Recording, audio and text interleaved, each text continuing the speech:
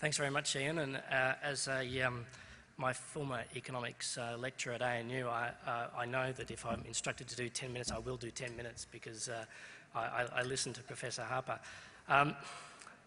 What I thought I might do at the start is introduce a little bit about the Committee for Melbourne. I'm sure everybody in this room knows a little bit about the committee, but I think it's worth just actually starting that as part of our conversation. The Committee for Melbourne's been around for 25 years, and we were established at a time in Melbourne's history where I guess we were in the doldrums, and Melbourne was in the doldrums. And it was a time where the business community came together to establish an organisation that recognised that that we have a responsibility to have a role in our own cities and can't just rely on government to make all our decisions. One of the things about the Committee for Melbourne is that we are seen, and it's commonly portrayed in the media, that we are the big end of town. And of course we have the corporate sector as our core members, but it's useful to point out that our members also include organisations like Mission Australia and St Vinny's, and that it always has been a community dialogue that the committee has been involved in, and it has been a collaborative dialogue.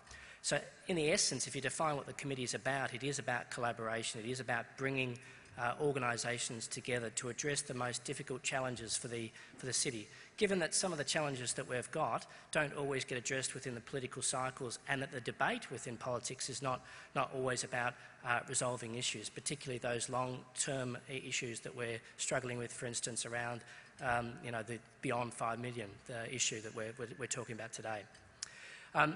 Our work over the last 12 months has been a task force that has produced 3 reports, Melbourne Beyond 5 Million, and around about 25,000 words that have gone into that.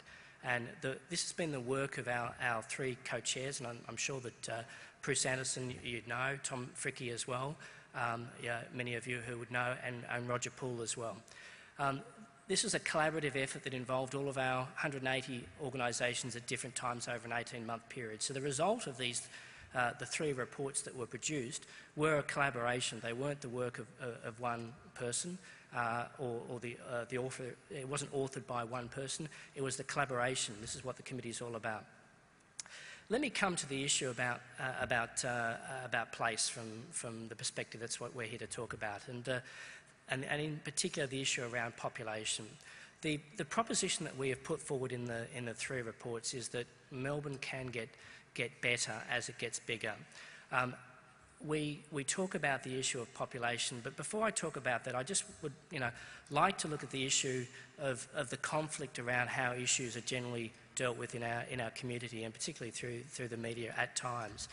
It's easy to take what is some very complex issues and to take them into a battle about population numbers. And in essence, this is not what the work that we've been doing is about.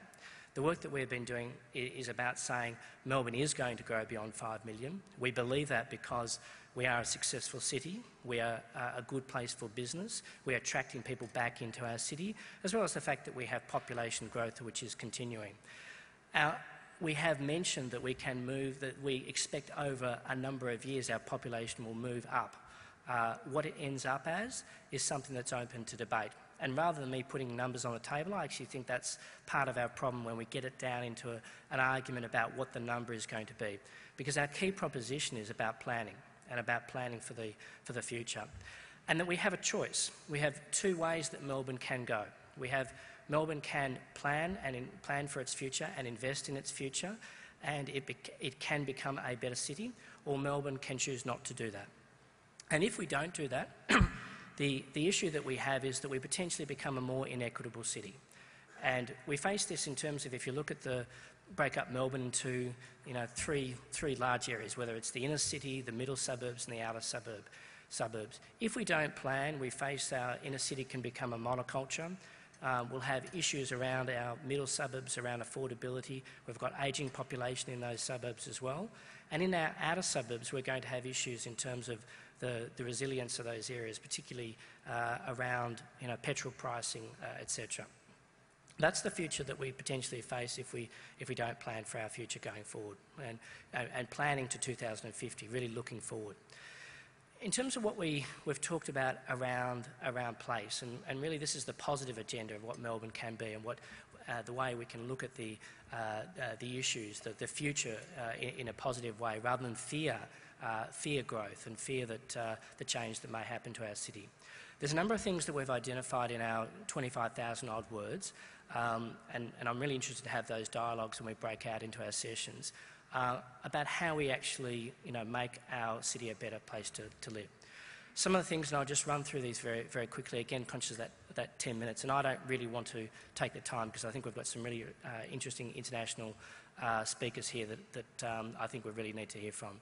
But the things that we've talked about in our reports are items like we need to not keep on expanding the urban growth boundary. I think that's probably something that a lot of people agree with. That we need to define density, understand that we do need more density, but density needs to be defined not as a battle about whether we're having more high-rises, but actually density is about the carrying capacity of neighbourhoods. And that in the way in which we move forward, it's actually to look at neighbourhoods on a holistic basis, not on a development-by-development conflict basis. We're saying that in terms of the way in which Melbourne can densify over time, that there's a whole range of solutions that are possible. We're not talking about a Melbourne that becomes a high-rise city. We're talking about the importance of communities and the importance of having communities involved in determining what the future of their neighbourhood should be. And I think in regards to this that, John, when you come up here, we're not going to find that we disagree terribly much, because when it comes down to the essence of the debate, this isn't a debate about putting two of us in corners, and there's been many of these kind of conversations where we try to turn this kind of conversation about population into two opposing views. That's not the way this debate can happen. This has to be an intelligent debate about the future of the city. What we need and what we come out after all those words that we've written in our 3 reports is really to take it down to 2 core things. One is that we need to plan for our future. We need to address our planning structures, and we need a holistic planning mechanism that looks at the whole of the city, and we don't do things in silos, and we look forward to for the whole, for a 50-year future. The other issue is that we need to invest, and we need to invest in infrastructure.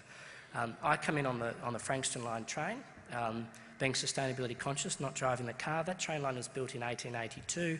It was electrified in the 1920s. It's a piece of infrastructure that the city has relied on, for 130 years. We need to have that kind of debate about what sort of infrastructure we need for the future. So I'm going to leave my contribution there. I'm hopefully short of the 10 minutes, and therefore I survived the test and can get my exam in on time, Professor.